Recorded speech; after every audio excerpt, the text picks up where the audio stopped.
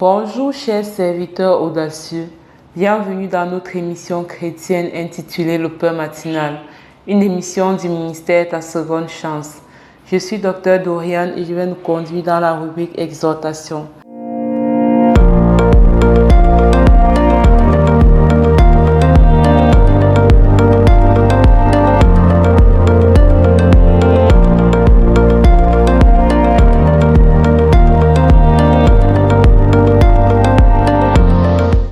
Alors, chers serviteurs audacieux, bienvenue, bien-aimés dans le Seigneur. Alors, ce matin, nous allons parler de veiller à son entourage.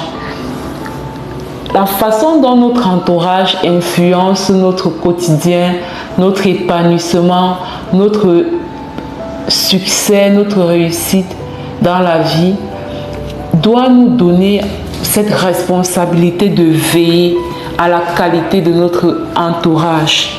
Si nous ne faisons pas le travail de bien nous entourer, alors nous ne devons pas nous plaindre quand les choses ne fonctionnent pas après. C'est notre responsabilité en tant qu'enfants de Dieu de bien nous entourer, de faire ce travail pour vraiment être entouré de personnes qui nous élèvent, des personnes qui nous propulsent, des personnes qui nous aident à avancer dans la mission que Dieu nous a donnée. C'est vraiment notre responsabilité. C'est notre responsabilité.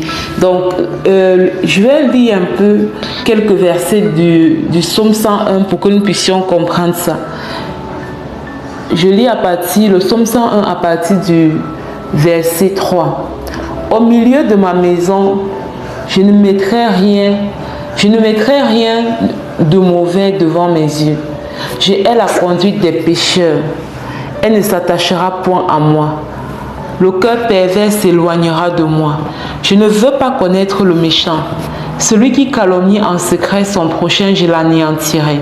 Celui qui a des regards hautains et un cœur enflé, je ne le supporterai pas. J'aurai les yeux sur les fidèles du pays, pour qu'ils demeurent auprès de moi.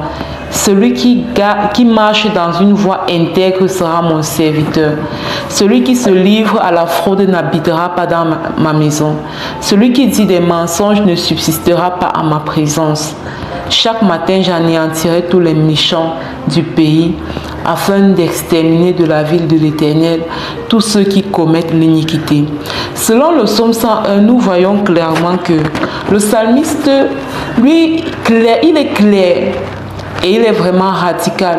Que toutes les personnes qui pratiquent le mal, il n'en a rien à faire. Que toutes les personnes qui sont hautains, le cœur enflé, le cœur pervers, qui sont méchants, lui, il n'en a rien à faire.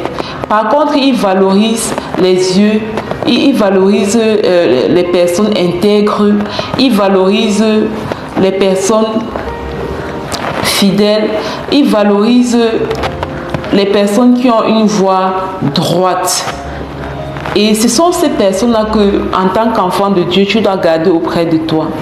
Parce qu'on finit toujours par ressembler à la personne avec qui on marche. Si tu marches avec 5 millionnaires, tu seras le 6e. Si tu marches avec 5 bandits, ne te dérange pas, tôt ou tard, tu vas voler. Si tu marches avec 5 femmes d'affaires, tu finiras par être la 6e. Nous devons prendre conscience du fait que c'est notre responsabilité. La qualité de l'entourage ne se fait pas au hasard. La qualité de l'entourage ne se fait pas, c'est pas le tiercé, c'est pas le njambo, comme on dit ici au Cameroun. C'est vraiment un travail. C'est vraiment un travail qui se fait de manière consciente. Et pour ça, je vais t'inviter à te poser des questions. Quelle est la qualité des personnes que j'ai autour de moi? Est-ce que ce sont des personnes qui m'élèvent? Est-ce que ce sont des personnes qui reconnaissent ma valeur en tant que personne? Est-ce que ce sont des personnes qui me permettent d'aller au-delà de mes limites et à marquer chaque jour un pas de plus vers ma destinée? Ou est-ce que ce sont plutôt des personnes qui me critiquent tout le temps, qui ne voient jamais ce que je fais de bien, qui me dévalorise, qui me rabaisse, qui me décourage face à mes projets. Vraiment, c'est de se poser les questions, les bonnes questions et de prendre les bonnes décisions. Demain, je vais t'expliquer un peu comment moi je fais, bien comment j'ai fait par la grâce de Dieu pour avoir un cercle vraiment de qualité, pour avoir un cercle de qualité comme entourage. Sur ce, je te souhaite une très belle journée. Je vais passer la parole à la servante de Dieu, Lina, pour la deuxième partie de cette émission. Soyez abondamment bénis. Shalom, shalom.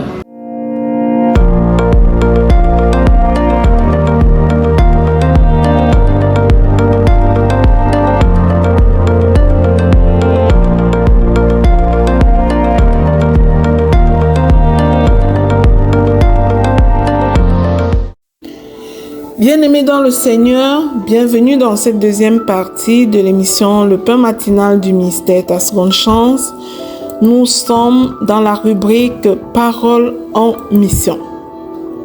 Et la parole que nous voulons proclamer et déclarer aujourd'hui est la suivante. Au cœur de l'adversité, Dieu. Je déclare ce matin qu'au cœur de l'adversité, Dieu est là. Bien-aimé, ne nous abandonne pas dans la tempête. Au contraire, c'est souvent dans les moments les plus sombres que la lumière brille le plus fort. Il est le Dieu qui entre dans la fournaise, qui marche sur les eaux, qui calme les tempêtes et relève les cœurs abattus. L'adversité ne signifie pas l'absence de Dieu, comme parfois nous pouvons croire. Son intervention peut être imminente au cœur de l'adversité. Quand tout semble incertain, sa fidélité est constante. Sa présence est réelle. Sa paix dépasse toute compréhension. Alors si Dieu est avec toi dans l'épreuve, tu ne t'effondreras pas.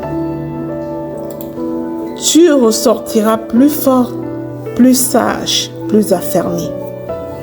Et sur la base de cette connaissance, proclamons tous ensemble et déclarons. Je proclame et je déclare qu'au cœur de l'adversité, Dieu me soutient par sa main puissante, au nom puissant et glorieux de Jésus-Christ. Je proclame que je ne suis jamais seul, car sa présence m'entoure en tout temps au nom de Jésus. Je proclame et je déclare que mon Dieu transforme mes épreuves en témoignages glorieux au nom puissant de Jésus-Christ. Je proclame et je déclare que sa paix me garde au milieu des vents contraires. Je suis fortifié par sa parole lorsque la tourmente arrive au nom puissant de Jésus-Christ. Je proclame et je déclare que même dans le désert, Dieu pourvoit à tous mes besoins. Je vois la main de Dieu dans ce qui semble douloureux. Je reconnais qu'alors que je suis faible, c'est alors que la puissance divine se déploie dans ma vie, au nom puissant de Jésus-Christ. Je proclame et je déclare que l'adversité ne me brise pas, oh non. Au contraire, elle me bâtit. Je déclare que je suis plus que vainqueur par celui qui me fortifie au nom puissant de Jésus-Christ. Je proclame et je déclare que mon espérance est enracinée en Dieu. Même quand tout vacille, même quand mes yeux sont larmoyants, même quand tout semble perdu aux yeux du monde. Mon espérance est enracinée en Dieu, mon Sauveur, au nom de Jésus. Je proclame et je déclare que Dieu utilise cette situation pour sa gloire, au nom puissant et glorieux de Jésus-Christ. Je proclame et je déclare que je garde mes yeux fixés sur Jésus, car au commencement, Dieu, au cœur de l'adversité, Dieu, il est l'auteur de ma foi. Je proclame et je déclare que je ressors de cette saison plus proche de Dieu. Ça, c'est une prophétie. Je prophétise sur ma vie que je ressors de cette saison douloureuse plus proche de Dieu au nom puissant de Jésus-Christ. Je proclame et je déclare que le plan de Dieu pour ma vie ne s'arrête pas à cette épreuve. Moi, je vais plus loin. Mon histoire avec Dieu est une histoire glorieuse au nom de Jésus. Peu importe ce que mes yeux voient,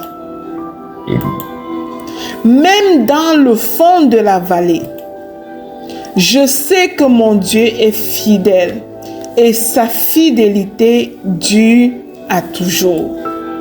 Au nom puissant et glorieux de notre Seigneur Jésus-Christ. Je scelle ces proclamations dans le sang précieux de Jésus-Christ. Je les envoie en mission et elles transforment ma vie, elles nourrissent ma foi. Elles redescendent dans chacune de nos vies avec exaucement. Au nom de Jésus, Amen. Bien-aimés dans le Seigneur, merci d'avoir pris du temps de proclamer avec nous. Je te prie de t'abonner avant de quitter et surtout de partager cette émission à quiconque autour de toi aurait besoin de se rapprocher chaque jour de Dieu. Au nom de Jésus, Amen.